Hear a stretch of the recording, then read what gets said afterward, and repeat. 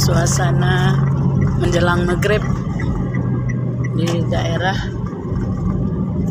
Lampaku.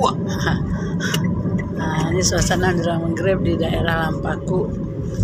Kendaraan dah mulai sepi karena hampir masuk waktu azan maghrib.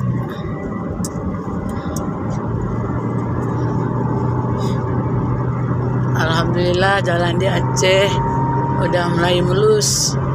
Insya Allah terhindar dari kecelakaan. Ini sawah-sawah yang baru siap menanam.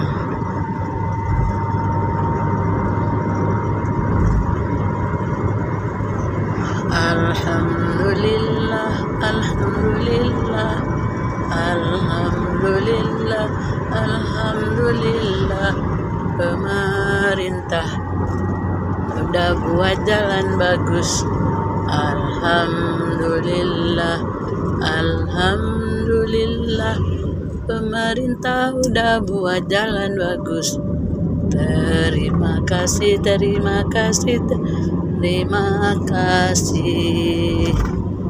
Semoga Aceh damai. Semoga Aceh damai. Semoga Aceh damai. Alhamdulillah.